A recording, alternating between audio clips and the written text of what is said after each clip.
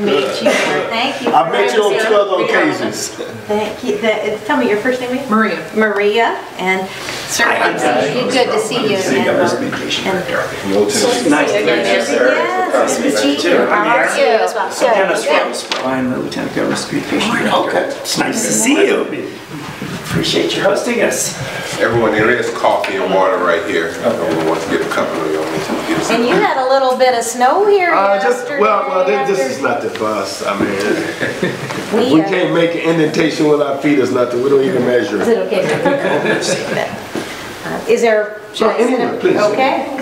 Good. Come closer. We were just sitting talking about some of the plans in our North Harbor area where we're doing the development. But let me open up by saying that you may not remember me, but I've met you on 2 occasions. One was when you was out stomping the beat. Yes. I met you at an IAC. Oh, yeah. It was a candidate forum. You came and spoke, and I saw you in the candidate mode. And then recently, primacy of place at Ball State. Yes. Then I saw the affectionate, kind, neighborly side of you when you were speaking of home. You know, when you were speaking of home, you know, and I had came back and I had told everybody around that when I heard you speaking of your childhood home and how it affected you and everything, it took me there. And how we have a lot of things in common. You know, when you move away from home, no matter how high you go up, you always refer back to your childhood. And some of the things that you were talking about there was the very things that we're doing in our city. When you see your downtown areas and change, and all like the things that you remember as a child, and you long for those things, and how do you replace them or restore them? And so I came back energized and was telling them that when I heard you talk about those things. Well, our homes and maintaining our communities are so important, and these folks at IHCDA understand that very, very well. Yeah, the mayor had taken us through a lot of their plans for what they're doing here with the downtown area on Main Street and Broadway. And I was just about You're okay. No, I'm just gonna. I'll squeeze in over. So they're doing a lot in this area. They're going to do a lot of redevelopment in this area. I think, and correct me if I'm wrong, Mayor, a lot of this is sort of commercial storefront. Yes, it's mom and pop. Mom and pop kind of thing. You know, so over the years, it done decline. You know, back in the heyday, I mean, it was the place on this side. We literally have 2 downtown areas. We have one in the North Harbor, then we have one on this side of town. So, but this one was more mom and pop. It was right in your face in the neighborhood, and over the years, it went through a transformation. Yeah. You know, and so I think what some of this you're doing already with neighborhood stabilization funds that you've already gotten from IHCDA. They have another tax credit application that isn't actually my department, but same agency. They have a tax credit application pending with IHCDA, and I was just going to sort of segue into what Rihanna and I are here for, which is the blight elimination program through hardest hit funds, where we'll be focusing more on the residential. What's that map for moving with all of the properties for demo? And I was sharing that for the last couple of years, I've been mayor in my full term now for 2 years. Took over for the previous mayor for about a year and a month, then ran in the last election, won. So this is the first 2 years of an elected term. And for the last 2 years, we just quietly been doing acquisition, moving toward demolition in this area, trying to acquire the properties. I told them one of the biggest headaches we saw was even when we didn't own the property, we were still forced to go in there and maintenance the property, because you're looking at the weeds, for road control, for a safe environment, and just for aesthetically on how your city looks. If you do not take control of these things, the overgrowth, it just pulls everything down. And so we aggressively went in, identified all these properties, and it gave us the ability to have some sense of control on how to attack the problem. And we saw the #1 opportunity was that even when we went in there and tore down the properties, we still didn't have them. So we've developed a relationship with the county to where when they come up for the tax sales, after they go a couple cycles, you see they haven't been. Give us a crack at it, but we're going to show you in our overall plan. We're not just trying to amass this property, but look, we're forced to take care of it anyway. So give us the ability to have it, and then when we go maintenance the lots, here you got a homeowner who's taking care of his property, you got an empty lot here. Now we have the ability to tell this person, we'll give you this lot. Just put a fence around it, join it to your existing property, and now that person will maintain it. So we've tried to tie all these little things in together. It's been an aggressive strategy. I told them in this area, the North Harbor area, we just had Hyatt Palmer. They do assessment of downtowns. They come out of IAC, Indiana downtown. That's where I met them at. But they're out of a bigger group called America Downtown. And they go all across this country just assessing downtowns. And they came in and they told us, concentrate on this T. That's 2 blocks here and a block on either side. And I was just sharing with them, if you can pass me that one. In this area right here, we're going to put a $20 million development in that area that's going to buffer here. All of this is all the new housing in that area. This is office building. These are 2 more mixed use that we're going to put in. And this is a new senior building, 54 unit senior building. So we've been going into public-private partnerships. We feel that we're probably in this area, we probably got control about 75% of the land in that area. If it's through acquisition or through redevelopment, our housing, overall, what the city may own too. And so it's given us some sense of control.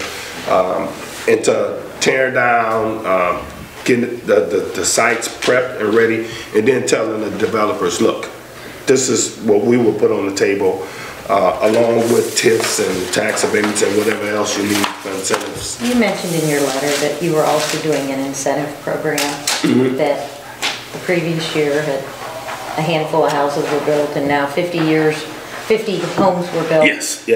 How's that working? Oh, good. I was just sharing with them that within the year that we've implemented that, we have 45 new homeowners.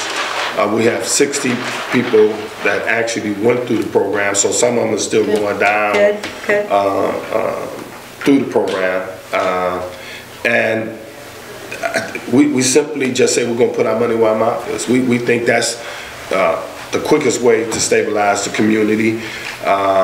You know, I thought that was the best use of using gaming dollars that we had. When I first came in for mayor, I was settled with a $15 million budget deficit. And so now we got that. Now the city is in the black on that end. Also, we use $13 million of gaming to shore up our general fund. Today we use none. So this is the opportunity. That's a big turn. 28 million between those two. And this is the opportunity we've had now to take these dollars and start. Now when you came in, you can see the streets being torn, because now we're doing deep infrastructure projects where we're replacing the water lines, the sewer lines. Working on a fiber network, sitting on fiber loops. So ultimately, you know, we want to be ahead of the digital divide.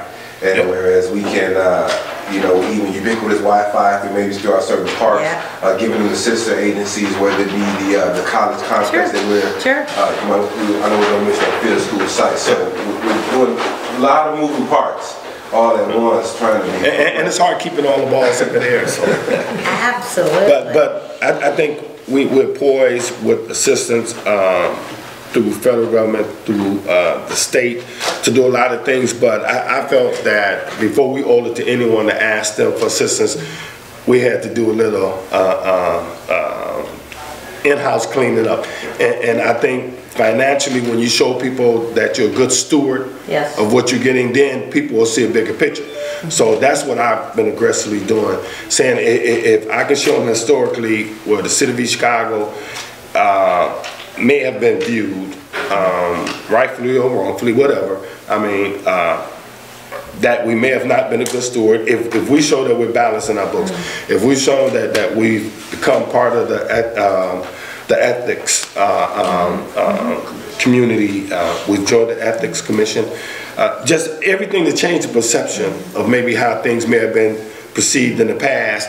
Then when I come, and then maybe if I ask you to assist me, then maybe you may say, wow, I think they get it. You know what I mean? I think they're looking toward the future, and I think they get it. So that's what I've been trying to stay focused on. But this area right here, Hyatt Palmer, no matter who comes in, they just tell us, if you get this area right, you can take this template and you can move it to any other section in your city, and you can just duplicate it over and over. So all of our concentration has been in this area. It's just a pristine area. Have you aggressive facade remake program? Just because again, when you come down our corridor, we just want you to get a certain look. We can do the streetscaping, but we have to partner with the building owners and the business owners, or through the building owner commercial tenants, and say, hey, we have design guidelines, we have standards in East Chicago that we have anywhere else throughout our state, and this is what we want you to see. And it's getting very, very, very good reception. We have an 80-20 grant match, and it is so rare. I've looked almost all over the state that you get like this. The city will give an 80% grant on a 20% match, and that's how aggressive and serious we are about this this area.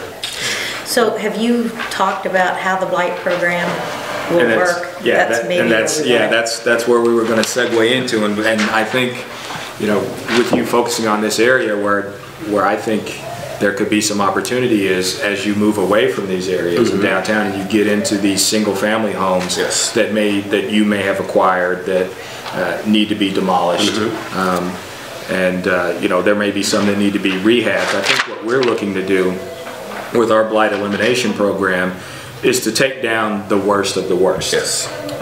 So we're not looking to demolish historically significant properties that are in any state, national, or local historic registry. We're looking literally to take down those properties that are vacant, abandoned, completely uninhabitable, and really need to come down.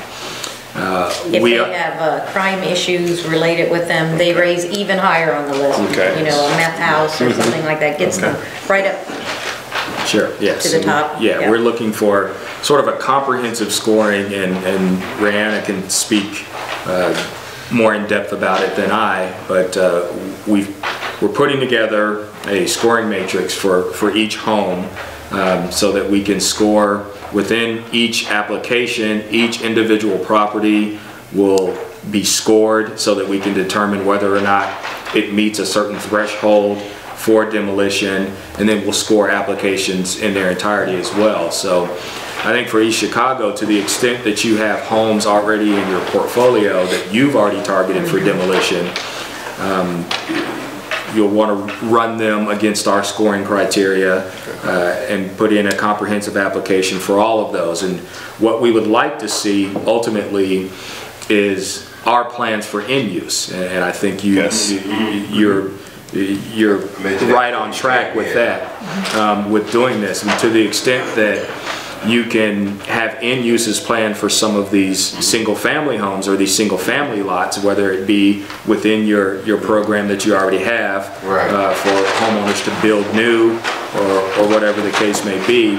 I think the way we've designed this program, and what we wanted this program to do was to complement existing efforts like this, so that if there are a handful of homes here that need to come down, but some that need to rehab, if you've got your other city programs in place that can provide some incentive to homeowners to take possession of those and rehab them, we could provide some funding for demolition of the ones that need to come down, and then you work with your existing programs, your not-for-profits, your community development corporations, to identify end uses for those other lots, and that way you get sort of a comprehensive residential redevelopment program. So that's really what we're aiming for. So it's similar to what you're doing with your commercial program. here, we're just looking to do that sort of on a And we residential studied scale. the matrix as it stood a few weeks ago. I know it's being tweaked as you go throughout your public Yes. meetings, but we're assembling even our internal team because we want to make sure, like our police documentation, we want to have the timeliness. So we've been jumping ahead, and trying to start to rally up because, again, as the mayor states, this is not we're not just starting this. So it's really just taking what we have and saying, hey, this is where we are according to your matrix. So Yes. we've been working on that. Excellent, excellent. Did you attend the first listening session? I Here, did, good, and good. I joked when Good. he came in. I was the only guy in here from East Chicago. But glad you attended. Yeah, Very I was glad to be there, and we definitely feel, we're going to be aggressive about our fair share. We understand that it's split between Lake County and Marion County, and then amongst municipalities within the county, but it's reported the way to go. I'm going to show you here, this is just an example for our GIS, how like in this area where we've went and identified property, the legend to show you here, we even got it down to who owns property, like the purple squares would be Board of Works here, East Chicago Municipal Corporation, Housing Authority. We have it all broken down like this. Properties that we've acquired through the tax sale. So we identify all of these out. We got another layer on top of this where we show the properties that is scheduled for demo. We can show you the dots on it. It identify. So we literally did this across our whole city, so that no matter where we go, we know what we need to get in that area. We've been quietly trying to do the acquisition because it's a funny thing. You can have 5 lots right here, and as soon as you beat your chest and tell people you're gonna do something, somebody's gonna find them one right in the middle and think that they gonna stop your progress, because you need all 5. So we just quietly been doing this, and so in this area, we've been able to capture most of it. Even when it comes to dealing with the EPA, we have a Superfund site in the city, and we've done the same thing in that area, and that's what this area shows you here, that we've been getting all of the land so that when we come and do a cleanup, we have more control on how in depth of a cleanup it can be. So we just been doing these things over the last 2 years, and it's making it easier when we want to develop. Is it a Herculean task that we have before us? Yes. Can it be done? On my watch, it will be done. I've been blessed to have some young people who believe, and that's the hardest thing, but we feel good from where we started to where we're going.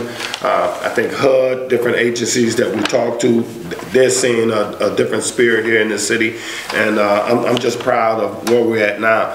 You may go and you may see some dots still need to be connected, but as each year when you come in here, you're going to be able to see a clearer and clearer picture because we really been moving toward that.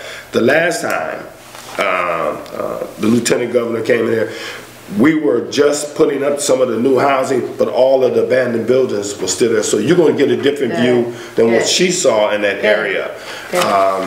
But I think anyone will be able to see the potential. And I was sharing that we're trying to get anchor points. One is the new senior building we have, the university that we just entered into an MOU with Ivy Tech to turn in previous elementary school into another community college. Then we have Ivy Tech, I guess you could say A, and then B on the other side, and we will connect the two through we have free buses here. Wow. And we went into agreement with Ivy Tech to say when they need to go from campus A to campus B, that periodically during the day we will schedule that they get on this bus, ride over there to the school at no cost. So it's been all of these things, trying to get those anchor points. And the rest, I think, really maybe only a tour can kind of let you see the visual. But it's a lot to do. Tell me kind of your vision for East Chicago. What is it that you are hoping at the end of it? Thinking primacy of place. Back up. What's part of some of the vision? I think safety. I think safety and education is the two things. So it's a very safe community. People can walk the streets. Yes. Feel good about that. And then, tell me more about education. Well, on the education part, that's why we're looking toward making this investment into higher education. We're able to get this former Eugene Field School, and we are entering into agreement with Ivy Tech saying, let's transform the school. We're not trying to sell you the school. We're trying to take this and say, this is our down payment investment into future education, so that we're not building it solely saying only the people from East Chicago will go there. Right. Anyone will be able to go there. But our residents will have access to walkable places where they can go get higher levels of education.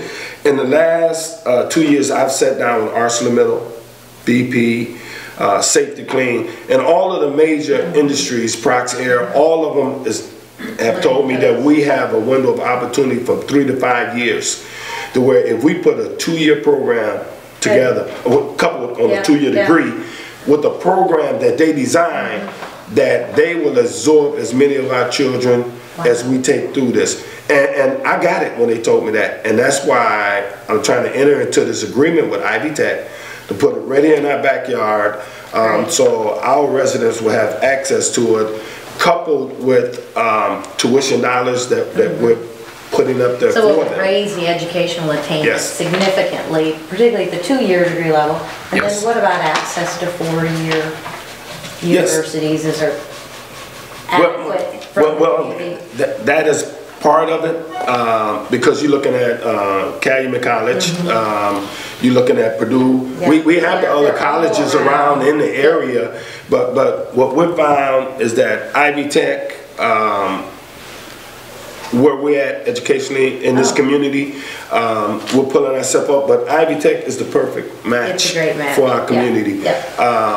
Well, it's a great program. They're doing the right things, and those are the degrees that are in demand, so that a young person can know when they come out, they're going to find, as you said, you've got employers lined up to hire them.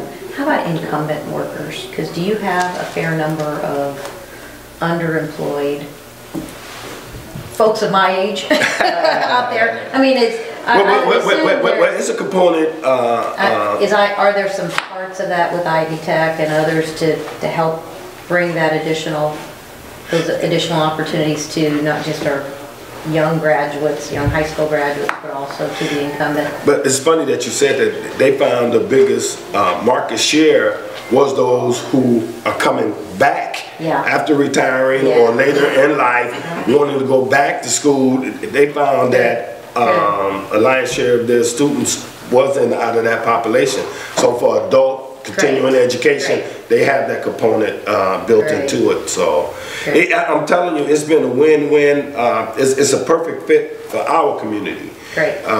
You know, you go all down I-65, you see Ivy Tech has some type of relationship from the top of the state to all the way to the bottom of the state. You know, so we're saying that we have the fastest growing campus here, but it's landlocked.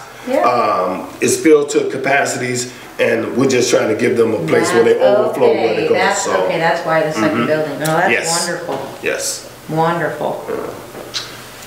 I think one last thing I will speak to is the spirit and energy around what we're doing. I think is important too. There's a lot of brick and mortar, and I'll give you an example. Last Friday, it was probably 6 degrees outside. We haven't really started a lot of our physical development in the harbor section. We had a tree lighting ceremony. We walked the neighborhoods. We passed out flyers. You probably had 100 people over there. And this was the main event was on this side of town. But people want to have this placemaking. You have the events, we have the hot chocolate, and these weren't city employees, these were community folks that walked out for this little small portion of our tree lighting. So that's a part of it, is getting our energy behind what we're doing, and that's really working out well too. And then, like I said, it was 6 degrees on Friday. We all were freezing, but it was a very, very, very nice event. Children were smiling, parents were smiling. Caroling, we just impromptu jingle bells, that type of thing. You know, we're very pleased with that type of effort as well. Well, I also think you talked about the loop, the bringing the fiber, having the fiber. I mean, that's kind of that next wave. You can really attract talent to, and the young people. I mean, Absolutely. I probably shared this with you. I don't see my young adult daughters living somewhere that doesn't have fiber. They'll give up electricity before they'll give up their internet. And you know what, we got and that's a great, if you can do that, becomes a great place for the young, those who can choose where they want to live. They're going to choose communities that are. And we're putting the last phase of it together. 3/4 of the city is already wired, so we're putting in the last phase. So it'll be the continuous loop there. So that's what we're working on as we speak. But if we would just go for a tour, Would love to. Sure. Love to.